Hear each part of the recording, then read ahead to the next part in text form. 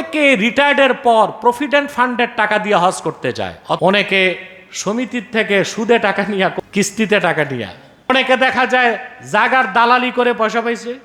আইয়াকুনা মিন Mullin হালাল, হজ হতে হবে হালাল মাল দিয়া।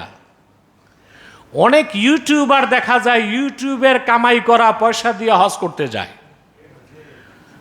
এখন ইউটিউবারদের যে কামাই, এটা কিছু শর্তে জায়েজ, অধিকাংশদের কামাই হারাম, আর কিছু শর্তে মাশকুক। এই টাকাটা দুনিয়াবি কাজে ব্যবহার করা উচিত, হজের মতো আজিম কাজে ব্যবহার করা উচিত না। কারণ হাজ জীবনে একবার করবেন, ওইটা 100% হালাল টাকা হইতে হবে। অনেকে রিটায়ার্ডের পর প্রভিডেন্ট ফান্ডের টাকা দিয়ে হজ করতে যায়, অথচ ওই টাকার মধ্যে সুদ আছে। ঠিকটাও ঠিক মতো কইলেন না, কি আছে? হাজ্জে মাবরুর হবে না, হবে। অনেকে দেখা যায় জাগার দালালি করে পয়সা পাইছে। এখন দেখেন না, অনেকে আঙ্গুল ফুলে কলা গাছ হয়, 10 টাকা ইনভেস্ট নাই, শুধু বল্টুরটা সোল্টুর কাছে বিক্রি করে দিছে, পকেটে 50 লাখ। কত? এই দালালির টাকাটাকে ফকিহগণ মাকরু বলেন। এটা দিয়ে হজ করলে হাজ সহি হবে না। এটা প্রথম শর্ত।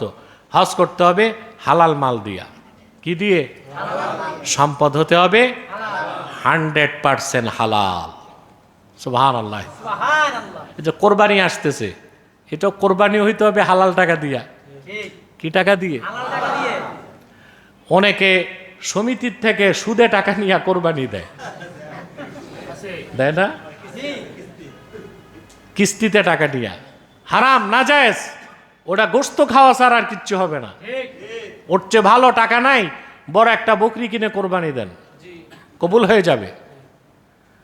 কোরবানির কথা আল্লাহ সুযোগ দিলে আগামী জুমাতে হবে ইনশাল্লাহ। ছোট গরু দিবেন হালাল টাকা দিয়ে। দেখা যায় গরু দিছে বিশাল বড়, এলাকায় র্যাঙ্কিং উঠায় 1 নাম্বার বড় গরু দিছে, ঠিক কিনা? কিন্তু খুঁজলে দেখা যাবে ওখানে সুদের টাকা আছে, ঘুষের টাকা আছে।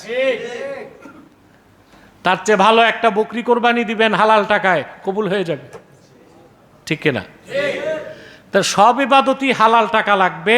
সবচেয়ে বেশি জরুরি হজ করতে গেলে।